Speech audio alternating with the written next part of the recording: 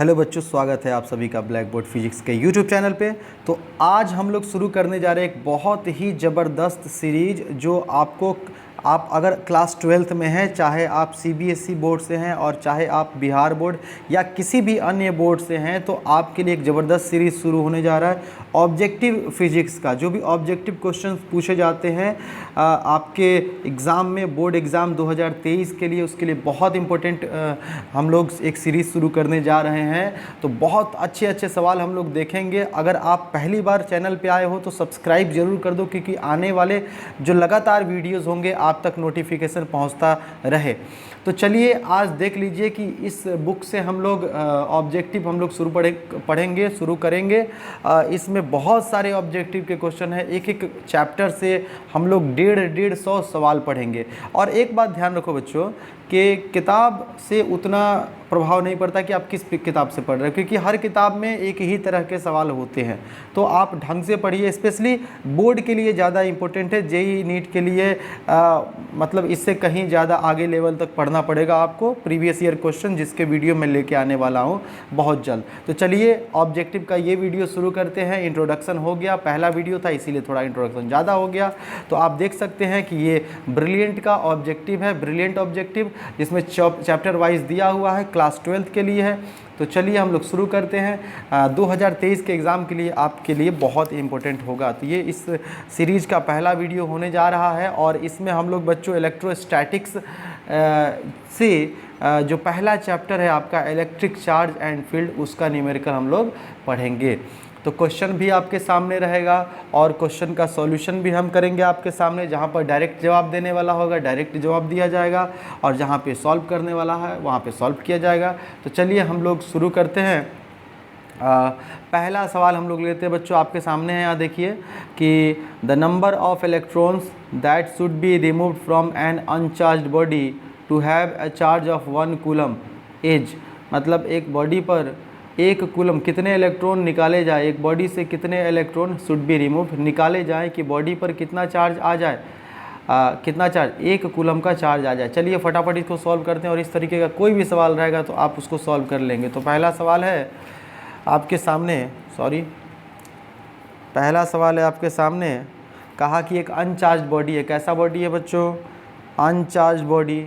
Uncharged body यानी इसका मतलब होता है उस पर नेट चार्ज क्या होता है? 0 होता है। नेट चार्ज क्या होता है? 0। अब कहा कि इस बॉडी से कितने इलेक्ट्रॉन निकाले जाए, इलेक्ट्रॉन निकालना है तब तो प्लस चार्ज आएगा, कि बॉडी पर कितना चार्ज आ जाए, +1 कूलम का चार्ज आ जाए।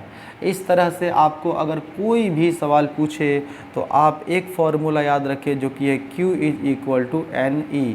और यहाँ Q जो है बॉडी पर चार्ज है, N नंबर ऑफ इलेक्ट्रॉन है और E इलेक्ट्रॉन पर चार्ज है। आपसे पूछा कितना इलेक्ट्रॉन, यानी N पूछा है, नंबर ऑफ इलेक्ट्रॉन पूछा है। तो यहाँ से N बराबर आप लिख सकते हो Q/E। और Q कितना बोला आना चाहिए? 1 कूलम आना चाहिए। इलेक्ट्रॉन का चार्ज 1.6 10 के पावर -19। आप इसका भाग करके देख लो या भाग आप याद कर लो। 1/1.6 जो होता है ये 0.625 होता है। याद ही कर लो, ऑब्जेक्टिव में बहुत काम आने वाला है आपको। और ये जब ऊपर लेके जाओगे तो 10 के पावर क्या हो जाएगा? +19 हो जाएगा। तो यहाँ से आप एक 0 इससे ले तो हो जाएगा 6।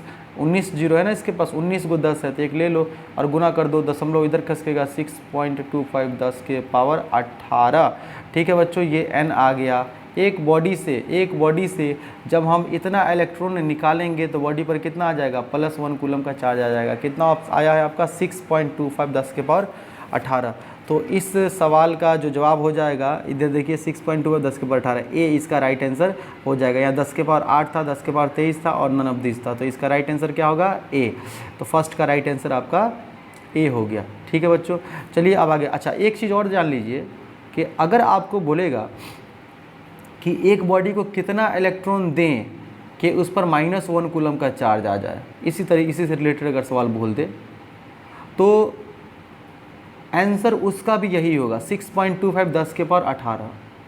जितना इलेक्ट्रॉन, क्योंकि अभी निकाले हैं ना, अगर निकालेंगे इलेक्ट्रॉन को तो प्लस चार्ज आएगा, और अगर दे देंगे इतना ही इलेक्ट्रॉन तो क्या आ जाएगा? माइनस चार्ज आ जाएगा। तो यही हो जाएगा।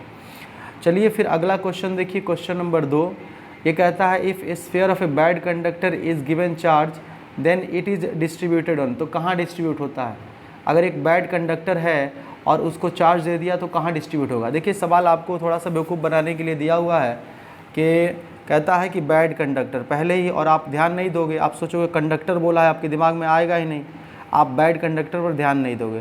तो या स्पेशली हम आपको ध्यान दिलवाते हैं, बैड कंडक्टर मतलब ऐसा मतलब कि बॉडी है जिसमें करंट फ्लो नहीं होता है, जिसमें चार्ज फ्लो नहीं होता है।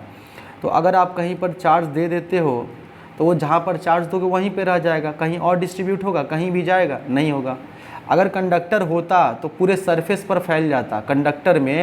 कंडक्टर के केस में बच्चों, कंडक्टर के केस में अगर आप चार्ज देते तो पूरे बॉडी पर चार्ज फैल जाता एक जगह रखते तो, क्यों? रिपल्सन के कारण। लेकिन ये तो बैड कंडक्टर है, तो बैड कंडक्टर में डिस्ट्रीब्यूशन होता है चार्ज का? नहीं होता है ना। तो ये कहीं पर भी डिस्ट्रीब्यूट नहीं होगा और इसका आंसर हो जाएगा डी। क्या हो जाएगा? D, none of these, none of these, none of these, यही इसका क्या हो जाएगा? आंसर हो जाएगा। ठीक है बच्चों, डी। अच्छा इसका भी देते हैं ऑप्शन, क्या था आपका? इसका ए ऑप्शन था। क्या ऑप्शन था? ए इसका राइट आंसर था। तो लिख देते हैं, बाद में आपको नोट्स जब मिलेगा तो वहाँ से आप को दिक्कत नहीं होगा पढ़ने में। चलिए हम आगे बढ़ते हैं बच्चों। तो इसका राइट आंसर दूसरा का क्या हो गया? डी हो गया, नन ऑफ दिस। क्या क्या बोला था? सरफेस पर डिस्ट्रीब्यूट होता है और सरफेस पे भी और अंदर में भी डिस्ट्रीब्यूट होता है, सिर्फ अंदर में डिस्ट्रीब्यूट होता है। और चौथा था कि नन ऑफ दिस। तो आपको याद रखना है कि बैड कंडक्टर में चार्ज डिस्ट्रीब्यूशन नहीं होता है, चार्ज डिस्ट्रीब्यूशन सिर्फ कंडक्टर में होता है। अब क्वेश्चन नंबर 3 देखते हैं। कहता है, ये देखिए क्वेश्चन 2018 के एनुअल एग्ज़ाम में पूछे हुआ है आपके। तो कहता है in the figure if net force on Q is 0। तो यहाँ पर क्यू है, क्यू है, क्यू है, क्यू है और आर आर दूरी एक स्क्वायर है। एक फिगर दिया हुआ है, इसमें अगर कहता है कि क्यू, कौन सा क्यू? ये किए तो कोई भी ले सकते हैं आप, किसी भी बड़े वाला क्यू लेना है, लेकिन किसी दोनों में से बड़े वाला में से कोई भी ले लीजिए। तो कहता है अगर क्यू पर लग रहा नेट फोर्स 0 है तो क्यू बट्टा क्यू का मान क्या होगा? क्यू बट्टा क्यू का मान क्या होगा? ये आपसे पूछे हुआ है और ऑप्शंस दिया हुआ है। तो आइए डायग्राम बना के, ये 2018 में आपसे पूछा हुआ है, तो इसीलिए ये इस तरह का सवाल आपको पता होना चाहिए कि इस तरह का सवाल पूछता है। तो ये तीसरा हो गया। कहा है कि एक स्क्वायर है, इस तरीके से बना देते हैं आपके लिए, और यहाँ पर चार्ज क्यू, यहाँ पे चार्ज क्यू, यहाँ पे स्मॉल चार्ज क्यू, यहाँ पे स्मॉल चार्ज क्यू रखा हुआ है। और कहता है कि क्यू पर, बड़े वाले क्यू पर नेट फोर्स 0 लग रहा है, साथ में ये आर आर आर सब दिया हुआ है। स्क्वायर है तो सारा दूरी क्या होगा? सब साइड बराबर होगा। जाहिर सी बात है, देखिए ये क्यू है, ये क्यू है, दोनों तो सेम है ना, ये दोनों तो सेम नेचर का है। तो ये दोनों तो जाहिर सी बात है ये क्या करेगा? रिपेल करेगा। तो ये इसको क्या किया? रिपेल किया। अच्छा, अब ये रिपेल कर रहा है तो इस पर लगना है नेट फोर्स 0। नेट फोर्स 0 कब लगेगा? जब ये दोनों इसको अट्रैक्ट करें, ये दोनों क्या करें? इसको अट्रैक्ट करें। ये दोनों इसको क्या करें? अट्रैक्ट करें। अट्रैक्ट करे कब करेगा? जब ये अगर प्लस है तो ये क्या होगा? माइनस होगा, तब तो अट्रैक्ट करेगा। तो इसका मतलब पता चल गया हमको। अगर पूछा रहता क्वेश्चन में कि एक ऐसा चार्ज है सेम पोलरिटी अपोजिट पोलरिटी, तो ये बता सकते थे कि अपोजिट चार्ज होगा। फिलहाल हमसे कहा कि इस पर नेट फोर्स 0 लग रहा है, ठीक है। तो बताइए कि Q बट्टा Q का मान कितना? ये पूछा है, Q बाई Q का वैल्यू क्या होगा? हमसे ये पूछा, ठीक है। दिया क्या है कि Q पर नेट फोर्स 0 लग रहा है, ठीक। ऐसा करते हैं कि अब इसके कारण इस पर फोर्स निकालते हैं और इसके कारण निकालते हैं।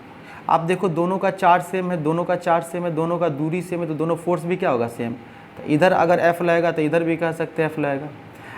F को जोड़ोगे 90 डिग्री पर है, 90 डिग्री पर सेम टू सेम फोर्स जब जुड़ता है ना बच्चा, तो ये बीचों बीच आएगा किधर की तरफ? कितना लगेगा? √2F लगेगा। कितना लगेगा फोर्स? √2F। थोड़ा बहुत वेक्टर का शॉर्टकट इस्तेमाल कर रहा है, ऑब्जेक्टिव है ना, तो शॉर्टकट इस्तेमाल तो करना पड़ेगा, है ना। तो F कितना लग जाएगा? √2F लग जाएगा। नहीं तो एग्जाम में पता चला कि आप सवाल बनाने बैठ गए, 5 नंबरी सवाल बन जाएगा ये। हाँ, अच्छा, अब ये इसको रिपेल करेगा। इसका नाम कुछ हम लोग रख देते हैं, चलिए हम इसका नाम रखते हैं F' रख देते हैं। क्या रखते हैं? F', ठीक है। सॉरी। अब ये फोर्स और ये फोर्स हम देख रहे हैं अपोजिट तो है। अगर मैग्नीट्यूड में भी बराबर हो जाए तो नेट फोर्स 0 हो जाएगा इस पर, Q पर। यहाँ जो Q चार्ज है आपका, Q चार्ज है, इस पर नेट फोर्स क्या हो जाएगा? 0 हो जाएगा। तो बस वही करना है कि इस फोर्स को और इस फोर्स को बराबर करना है। तो चलिए हम बराबर करते हैं।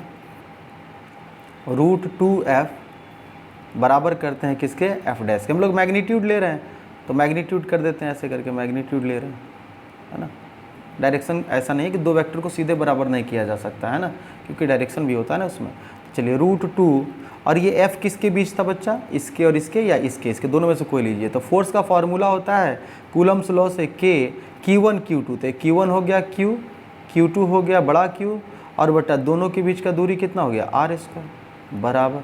अब इन दोनों के बीच का तो K और दोनों का चार्ज कितना है Q और Q कैपिटल Q है और दोनों के बीच का दूरी कितना है, तो दूरी यहाँ से यहाँ तक का देखोगे तो ये r है, ये r है, तो ये √2r हो जाएगा। कितना हो जाएगा, √2r हो जाएगा। ये देखना कर्ण है ना, तो रूट अंडर लंब स्क्वायर प्लस आधार स्क्वायर, तो नीचे में √2 और r का क्या हो जाएगा, स्क्वायर हो जाएगा।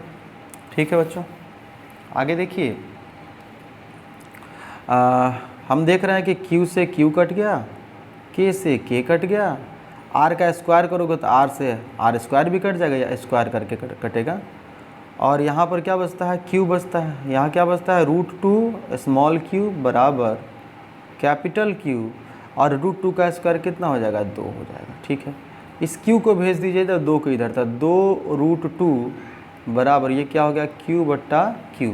और आपसे यही तो पूछा था, कि Q/Q का मान कितना था, यहाँ लिख सकते हो Q/Q का मान आया 2√2, तो इसका आंसर यही हो जाएगा। देखिए हो सकता है किसी सवाल में टाइम लगता है, आपको समझाने के लिए था तो टाइम लगा, नहीं तो डायरेक्ट बना देते। तो इसका राइट आंसर क्या हो जाएगा बच्चों, इसका राइट आंसर हो जाएगा बी। क्या हो जाएगा, बी। तीसरा का राइट आंसर बी हो गया। ठीक है, तो ये हो गया हमारा, यहाँ पे लिख के और ऐसे हम टिक कर देते हैं तो समझ जाना इसका राइट आंसर बी है। ठीक है, आगे बढ़ते हैं और आप ध्यान देंगे चौथे सवाल पे ध्यान देंगे। चलिए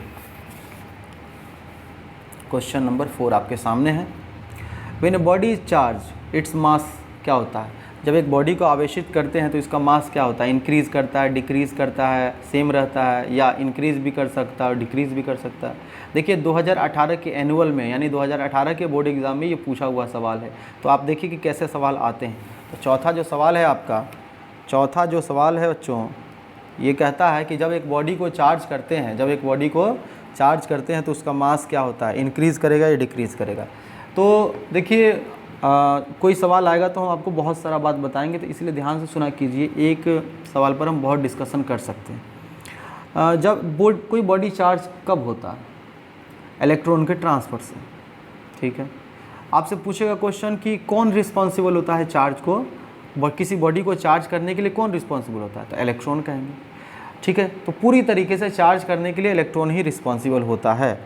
तो अगर हम यहाँ आपको दिखाएं कि जैसे एक बॉडी है ना, अगर आप इसमें से इलेक्ट्रॉन निकाल देंगे तो इस पर प्लस चार्ज आएगा। कौन सा चार्ज आएगा, प्लस, क्योंकि इलेक्ट्रॉन पे माइनस होता है। इलेक्ट्रॉन निकाल देंगे तो कौन सा चार्ज आएगा, प्लस आएगा।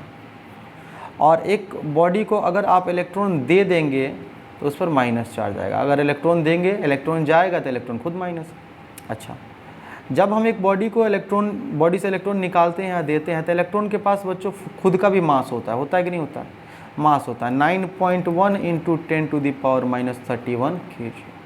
और याद रहे कि मास और चार्ज को हम अलग नहीं कर सकते हैं। जैसे इलेक्ट्रॉन के पास मास है तो और चार्ज भी है, तो दोनों को हम अलग अलग नहीं कर सकते। इलेक्ट्रॉन का चार्ज जैसा कि आपको पता है 1.6 10⁻⁻19 कूलम और निगेटिव में होता है चार्ज इलेक्ट्रॉन पे। ठीक है, तो हम चार्ज और मास को अलग नहीं कर सकते। तो किसी बॉडी से जब इलेक्ट्रॉन आप निकालेंगे तो इलेक्ट्रॉन के साथ मास भी तो निकलेगा। ठीक है, यानी कि जब एक बॉडी से इलेक्ट्रॉन निकालते हैं तो मास घटता है। क्या होता है, मास घटता है और मास घटता है। और जब एक बॉडी से इलेक्ट्रॉन निकालते हैं तो प्लस चार्ज होता है। यानी पता चल गया कि जब पॉजिटिव करते हैं तो मास क्या होता है, घटता है। जब बॉडी को पॉजिटिव चार्ज करते हैं तो मास घटता है। दूसरा, हमने इलेक्ट्रॉन दिया, क्या हो गया, निगेटिव चार्ज। अब इलेक्ट्रॉन दिया तो मास बढ़ गया, क्योंकि मास भी तो गया इसके साथ। तो यहाँ पर हमने देखा कि निगेटिव चार्ज होने से मास क्या होता है, बढ़ता है। मास क्या होता है, बढ़ता है।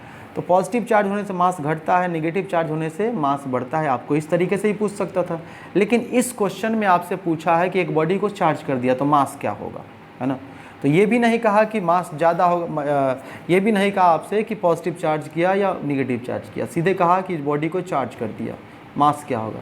तो इसका ना इंक्रीज़ होगा ना डिक्रीज़ होगा, क्योंकि इंक्रीज़ भी कर सकता है, डिक्रीज़ भी कर सकता है। रिमेन सेम तो नहीं रहेगा। तो डी ऑप्शन करेक्ट होगा, जिसमें कह रहा है मे इंक्रीज़ और डिक्रीज़, यानी बढ़ भी सकता है और घट भी सकता है। समझे बच्चों। तो इसका राइट आंसर हो जाएगा डी। क्या हो जाएगा, डी इसका राइट आंसर हो जाएगा। मे इंक्रीज और डिक्रीज,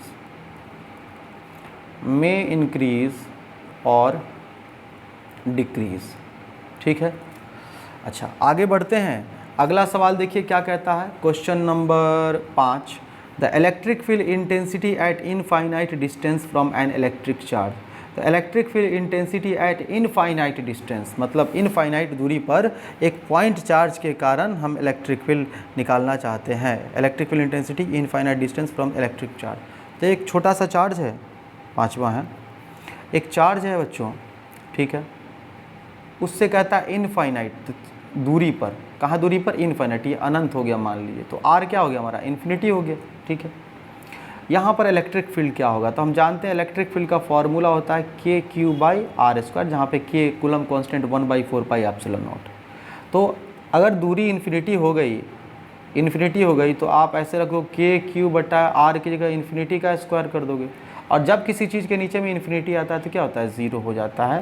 तो ये तो आप फॉर्मूले से निकालें, और वैसे भी लॉजिकली समझिए, बहुत तरीके से आप आंसर दे सकते हैं और एक ही चीज़ से बहुत सारा चीज़ सीख सकते हैं। तो पहला बात तो पता चला कि इन्फिनिटी पे इलेक्ट्रिक फील्ड क्या होता है, ज़ीरो। आप दूसरा ऐसे भी जान सकते थे कि आप जानते हैं इलेक्ट्रिक फील्ड क्या होता है, inversely proportional square of the distance होता है। तो यानी जैसे जैसे दूरी बढ़ती है वैसे वैसे इलेक्ट्रिक फील्ड घटता है। तो अनंत पर चले जाएंगे जो कि बहुत दूर है, तो घटते घटते घटते इलेक्ट्रिक फील्ड कितना हो जाएगा, ज़ीरो हो जाएगा। या यहाँ पर ऐसे भी कर सकते हैं इन्फिनिटी का स्क्वायर, तो ये क्या हो जाएगा, ज़ीरो हो जाएगा, ठीक है ना। तो दोनों ही तरीके से आप जवाब दे सकते हैं इसका। इसका राइट आंसर क्या हो जाएगा, इन्फिनिटी पर इलेक्ट्रिक फील्ड ज़ीरो होता है, तो इसका राइट आंसर हो जाएगा बी, जिसमें कह रहा है ज़ीरो। राइट आंसर हो जाएगा बी, जिसमें कह रहा है जीरो। छठा सवाल देखिए, क्वेश्चन नंबर 6। तो क्वेश्चन नंबर 6 कहता है, if distance of two charge from origin is increased then value of electrostatic force. तो इलेक्ट्रोस्टैटिक फोर्स का वैल्यू क्या होगा अगर दो चार्ज का ओरिजिन से दूरी बढ़ाते जाएं। समझिए, ये क्वेश्चन जो है आपको कंफ्यूज करने के लिए दे रहा है। देखिए ओरिजिन, जैसे मान लेते हैं यहाँ पे हमने ये ओरिजिन है हमारा, तो कहता है दो चार्ज को, मान लो Q1 है Q2 है, दो चार्ज का दूरी ओरिजिन से बढ़ा रहे हैं, एक दूसरे से नहीं, ओरिजिन से। तो हो सकता है एक चार्ज को इधर लेके जा रहा है Q1, एक चार्ज को इधर लेके जा रहा है Q2, क्या तो दोनों के बीच का दूरी बढ़ रहा है, नहीं, दोनों के बीच का दूरी क्या हो रहा है, बढ़ रहा है। तो दूरी जब बढ़ रहा है बच्चों दोनों के बीच का, तो फोर्स क्या होगा, घटेगा, क्योंकि कूलम्स लॉ से जानते हैं force directly proportional Q1 Q2 के होता है और इनवर्सली प्रोपोर्शनल 1/r² के होता है, ठीक है। तो दूरी अगर बढ़ रहा है दोनों के बीच का तो फोर्स घटेगा। अच्छा, लेकिन हो सकता है कि ऐसे घुमाते हुए ऐसे नज़दीक में लेके आ जाए एकदम, क्या, तो नज़दीक में एगो लेके आ जाएगा Q1 Q2 को, कहीं से घुमाते घुमाते, तो दूरी क्या हो रहा है, मतलब दोनों चार्ज के बीच में दूरी बढ़ भी सकता है और दूरी घट भी सकता है। तो दोनों चार्ज के बीच में दूरी बढ़ भी सकता है, दोनों चार्ज के बीच में दूरी घट भी सकता है। तो इसका आप देख रहे हो कि फोर्स क्या हो जाएगा, फोर्स बढ़ भी सकता है और फोर्स घट भी सकता है। तो इसका राइट आंसर हो जाएगा बच्चों सी, कि मे इंक्रीज और डिक्रीज। देखिए इस तरीके का सवाल कभी नहीं पूछेगा ना, ये सवाल थोड़ा सा अलबत्ता टाइप का है ना। तो जैसे कि इसमें आपने देखा जो कह रहा था, क्या कह रहा था, अगर दिक्कत हुआ तो फिर से समझ लीजिए। कह रहा था कि ओरिजिन से दो चार्ज के दूरी को हम बढ़ा रहे हैं, ओरिजिन से बढ़ा रहे हैं, एक दूसरे से नहीं, ओरिजिन से बढ़ा रहे हैं। तो ओरिजिन से किधर लेके जा रहे हैं उस पर निर्भर करेगा। एक दूसरे से चार्ज अगर दूर जाता है तो फोर्स घटेगा, एक दूसरे से नज़दीक आता है, एक दूसरे के नज़दीक आता है तो फोर्स क्या होगा, बढ़ेगा। तो इसका राइट आंसर हो जाएगा बच्चों डी, मे इंक्रीज और डिक्रीज, बढ़ भी सकता है और घट भी सकता है। तो इसका राइट आंसर हो गया डी। छठा का क्या हो गया बच्चों, डी हो गया, मे इंक्रीज और डिक्रीज। अब चलिए हम आगे बढ़ते हैं, 7वां सवाल देखते हैं। कहता है charge A and B attract each other, charge B and C attract each other, then A and C क्या करेगा। आइए इस सवाल को सॉल्व करते हैं, बहुत मज़ेदार सवाल है, बहुत अच्छे से देखिए, सीखना है आपको, सीखते रहना है ना। तो कहता है चार्ज ए और बी एक दूसरे को अट्रैक्ट करता है ना। तो ए है और बी है, बताइए ए और बी एक दूसरे को अट्रैक्ट कब करेगा। तो अगर ए को प्लस मान ले तो बी को क्या मानना पड़ेगा, माइनस, तब तो ये अट्रैक्ट करेगा एक दूसरे को, ठीक। अच्छा, फिर कहता है कि चार्ज बी और सी भी अट्रैक्ट करता है, तो बी को क्या माना हुआ है हमने, माइनस, तो सी क्या होगा, प्लस, तब तो अट्रैक्ट करेगा, है ना। तो ये अट्रैक्ट करेगा। ठीक, तो अब कहता है कि ए और सी क्या करेगा, ज़रा ध्यान दीजिए, ए और सी क्या करेगा। तो ए क्या है बच्चा, देखो ए को क्या माना था हमने प्लस, और सी को क्या माना था, सी भी प्लस आ गया। ठीक, तो प्लस प्लस क्या करेगा, रिपेल करेगा। तो इसका राइट आंसर क्या हो जाएगा, ए और सी एक दूसरे को क्या करेगा, रिपेल करेगा। ए और सी एक दूसरे को क्या करेगा बच्चों, रिपेल करेगा। तो इसमें हो जाएगा repel each other, B answer हो जाएगा इसका, क्या हो जाएगा, बी। तो इस सवाल का सही जवाब हो जाएगा बी, क्या हो जाएगा, रिपेल ईच अदर। रिपेल मतलब प्रतिकर्षित करता है एक दूसरे को, क्या करता है, प्रतिकर्षित करता है। समझ में आया बात, बहुत बढ़िया। चलिए आगे बढ़ते हैं, 8वें सवाल की तरफ चलते हैं। क्वेश्चन नंबर 8 की तरफ देखते हैं। देखिए आपके सामने है क्वेश्चन नंबर 8 है, एक neutral metallic particle is brought near A metallic plate bearing positive charge. मतलब एक न्यूट्रल मेटेलिक प्लेट को एक चार्ज्ड मेटेलिक प्लेट के नज़दीक लाया गया जिस पर प्लस चार्ज है। The electric force on the metallic particle will be, तो मेटेलिक पार्टिकल पर किधर फोर्स लगेगा। बहुत अच्छा सवाल है, कॉन्सेप्चुअल सवाल है। चलिए हम लोग इसको हल करते हैं। तो क्वेश्चन नंबर है ये 8, और इसमें कहता है कि एक देखिए आपके पास एक ऐसा प्लेट है जिस पर कोई चार्ज नहीं है, नेट चार्ज क्या है बच्चा, 0, इसका नेट चार्ज 0। और एक दूसरा प्लेट नज़दीक में है जिस पर प्लस चार्ज है। क्वेश्चन में कह रहा है दूसरा प्लेट है प्लस चार्ज, ठीक, इस पर कोई चार्ज नहीं है, इस पर प्लस क्यू चार्ज। ठीक, तो कहता है इनके बीच कैसा फोर्स लगेगा, है ना, इनके बीच कैसा फोर्स लगेगा। ऑप्शन में कुछ दिया हुआ है कि ये इनके बीच ये इसकी तरफ जाएगा, ये इसकी तरफ जाएगा, है ना, दूर जाएगा या कोई फ़र्क नहीं पड़ेगा। देखिए आप सोचेंगे कि ये इस पर नेट चार्ज 0 है, इस पर चार्ज है, तो इस पर तो चार्ज है नहीं, तो फोर्स कहाँ लगेगा इसके बीच में। ऐसा नहीं होगा। इंडक्शन नाम की कोई चीज़ होती है, जब ये चार्ज इसके नज़दीक, देखिए इस पर नेट चार्ज 0 का मतलब ये नहीं कि इसमें चार्ज नहीं, इसमें है प्लस माइनस लेकिन बराबर है। तो ये प्लस क्या करेगा, इसके प्लस को रिपेल करेगा, तो इसके सारे प्लस दूर जाएंगे क्योंकि इसमें बहुत सारे चार्ज है ना। न्यूट्रल में बहुत प्लस माइनस जोड़े में रहता है। देखिए प्लस माइनस जोड़ा बना देते हैं कुछ का, नेट चार्ज 0 का मतलब प्लस माइनस ऐसा नहीं कि नहीं रहता है, लेकिन हम जोड़ वाले को नहीं देखते हैं क्योंकि वो न्यूट्रल होता है, एक दूसरे को कैंसिल किया रहता है। अच्छा, और माइनस को इसके क्या करेगा, अट्रैक्ट करेगा। अब यहाँ पर देखिए बच्चा, प्लस और माइनस के बीच भी फोर्स लगेगा, नहीं लगेगा। और प्लस यहाँ पर जो प्लस है और प्लस के बीच में ये प्लस है, इधर वाला सारा प्लस है। अब बताओ किसका दूरी कम है, क्योंकि जिसका दूरी कम होगा उसका फोर्स ज़्यादा होगा। ये प्लस माइनस क्या करेगा, अट्रैक्ट करेगा, क्या करेगा, अट्रैक्ट करेगा। और ये प्लस और प्लस क्या करेगा, रिपेल करेगा, क्या करेगा, रिपेल करेगा। तो ये बताओ कि अट्रैक्शन ज़्यादा होगा कि रिपल्सन ज़्यादा होगा। तो क्योंकि नज़दीक है, माइनस प्लस माइनस नज़दीक है, तो अट्रैक्शन ज़्यादा होगा। इसीलिए इस जो सवाल है इसका राइट आंसर, आइए हम ऑप्शन में ढूंढते हैं, क्योंकि अट्रैक्शन का फोर्स लग रहा है। तो कहता है कि मेटेलिक प्लेट किधर होगा, मेटेलिक प्लेट पर किधर की तरफ फोर्स लगेगा। तो directed towards the plate, directed away from the plate, parallel to the plate, none of this. तो सिंपल सी बात है, डायरेक्टेड टुवर्ड्स द प्लेट मतलब ये मेटेलिक प्लेट किधर की तरफ जाएगा, इसकी तरफ जाएगा, है ना। या ये मेटेलिक प्लेट किसकी तरफ जाएगा, इसकी तरफ जाएगा। तो इसका राइट आंसर हो जाएगा आपका ए, राइट आंसर हो जाएगा ए, डायरेक्टेड टुवर्ड्स द प्लेट। ठीक है, टुवर्ड्स द प्लेट हो जाएगा। ठीक है, तो चलिए अब हम बढ़ते हैं अगले सवाल की तरफ। ये हमारा ए इसका आंसर हो गया। क्वेश्चन नंबर 9 देखते हैं। क्वेश्चन नंबर 9 देखते हैं। देखिए 2017 के एनुअल में पूछा हुआ इंपॉर्टेंट क्वेश्चन है। देखिए a point charge Q is rotated around another point charge Q in a circular path, what work done by electric field on it will be. Electric field में के द्वारा इस पर कितना कार्य किया गया। तो देखिए एक क्यू चार्ज है, इसके चारों तरफ गोल में, एकदम गोल में, सेंटर पे चार्ज रखा हुआ है, गोल में सर्कुलर पाथ पर एक दूसरा क्यू चार्ज घुमाया गया, ऐसे करके घुमाया, गोल पाथ पर घुमाया, ठीक है, और यहाँ लेके वापस आया। तो बोला कितना वर्क किया गया। तो देखिए वर्क बराबर होता है Q इंटू भी, जहाँ भी पोटेंशियल डिफरेंस है। आपको पता होगा बच्चों कि पोटेंशियल अगर निकाले इसके कारण जो फार्मूला होता है 1/4 Q/R। तो अगर R तो देख रहे हो कि रेडियस है, तो सब ये सर्कल है तो हर जगह रेडियस क्या होगा, सेम। तो इसके हर एक पॉइंट पर पोटेंशियल तो सेम होगा, इसके कारण इस क्योंकि चार्ज वही दूरी वही हर जगह दूरी वही r, तो हर जगह दूरी r, हर जगह क्या है दूरी r। तो ऐसे सरफेस को हम कहते हैं इक्विपोटेंशियल सरफेस। क्या बोलते हैं इसको? इक्विपोटेंशियल हो जाएगा, हर जगह पोटेंशियल बराबर, और हर जगह पोटेंशियल बराबर तो पोटेंशियल डिफरेंस डी भी क्या हो जाएगा 0।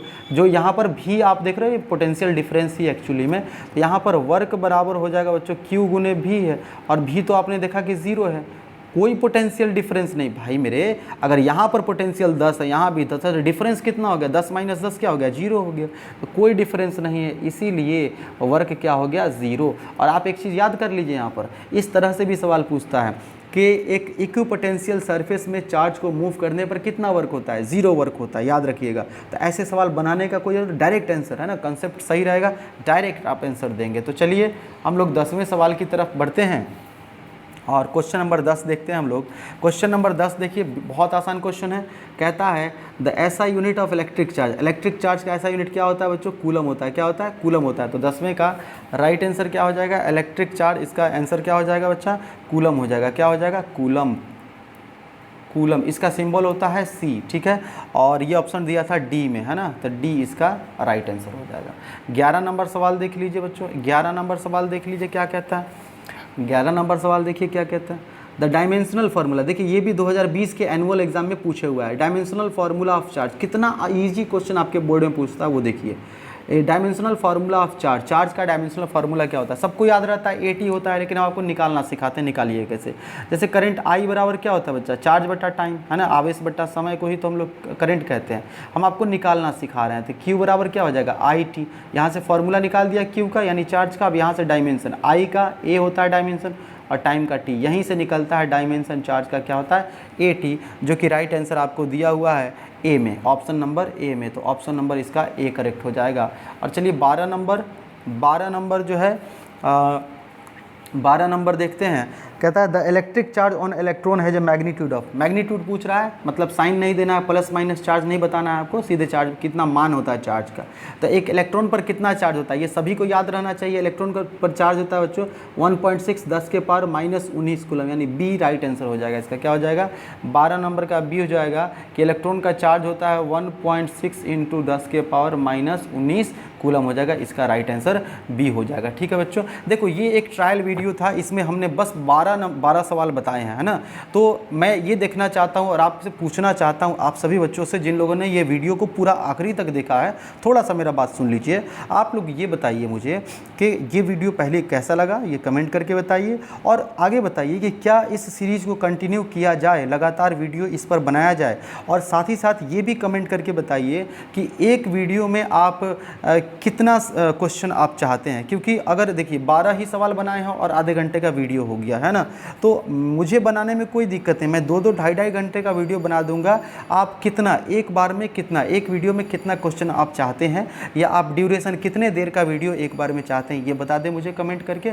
तो मैं आगे से आपके लिए जो है कि अगला वीडियो लेकर आऊँगा। तो कमेंट ज़रूर करें और इस वीडियो को ज़्यादा से ज़्यादा अपने दोस्तों में, जो भी 12th के एग्ज़ाम देने वाले बोर्ड के, चाहे वो किसी बोर्ड के, झारखंड बोर्ड के हो, यूपी बोर्ड के हो, बिहार बोर्ड के, CBSE के, किसी भी बोर्ड के, हर बोर्ड के लिए इंपॉर्टेंट सवाल है ये, क्योंकि फिजिक्स तो फिजिक्स है, पूरी दुनिया में फिजिक्स में यही पढ़ाई होती है, आप भी जानते हो ये बात, है ना। और सिलेबस पूरा हर जगह तो NCERT का किताब चलता है, तो NCERT की किताब से सारे के सारे ऑब्जेक्टिव हैं। तो हमें आशा है कि आप ज़रूर अपना सजेशन देंगे, कमेंट बॉक्स में ज़रूर कमेंट करके बताएंगे, और इसको ज़्यादा से ज़्यादा शेयर कीजिए, और चैनल को सब्सक्राइब नहीं किए तो सब्सक्राइब कर दीजिए। मिलते हैं अगले वीडियो में, तब तक के लिए ऑल द बेस्ट।